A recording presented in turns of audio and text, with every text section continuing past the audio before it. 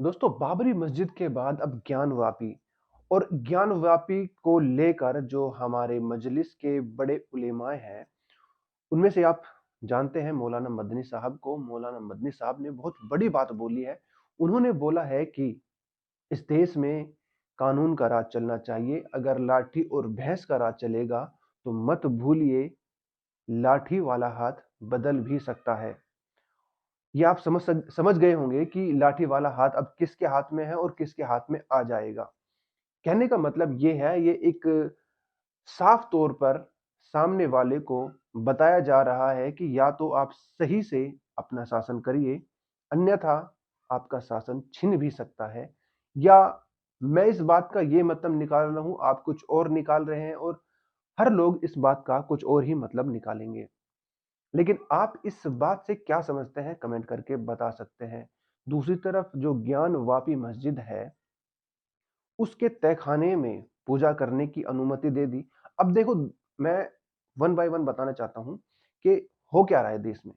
दोस्तों, फटाफट मैं बता देता हूं कि इस देश में चल क्या रहा है। वैसे तो सब जानते हैं, लेकिन फिर भी कुछ लोग नहीं जानते, तो मैं बताता हूं कि हो क्या रहा है।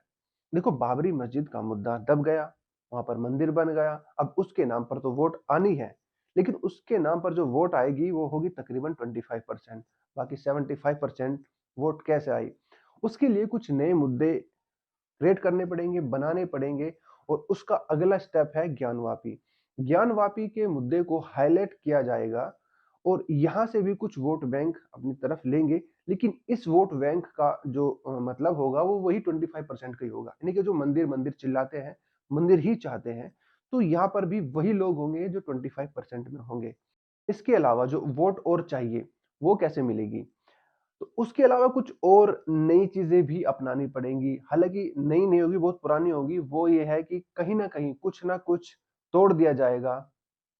समझ सकते हो, किसे तोड़ दिया जाएगा? मस्जिद या मदरसे पर हमला किया जाएगा, उसको तोड़ दिया जाएगा, और उस एरिया की कुछ चुनिंदा लोगों की वोट अपने पक्ष में लाने की पूरी कोशिश की जाएगी। और इसके अलावा अगर कुछ भी नहीं बचा तो एनआरसी, सीएए, ये ब्रह्मास्त्र है और ये इलेक्शन से पहले चल भी सकता है। तो हर सिचुएशन के लिए आपको अपने अ, आपको तैयार रखना है कि कुछ भी अब 2024 के इलेक्शन से पहले हो सकता है। मैं तो भैया यही चाहता हूं पर्सनली कि बीजेपी आए।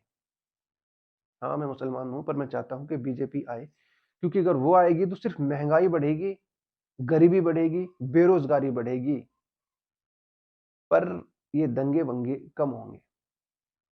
अगर कांग्रेस आ जाती है तो भैया कुछ चीज बढ़े ना बढ़े, लेकिन दंगे हर जगह बढ़ेंगे, क्योंकि जो पार्टी हार जाएगी वो चुप तो नहीं बैठेगी। दूसरे पार्टी को गिराने के लिए वो बहुत कुछ करेगी, और जो कुछ करेगी वो तो आप समझ गए होंगे। तो इसीलिए मैं तो चाहता हूं कि शांति बनाने रखने के लिए यही पार्टी आए।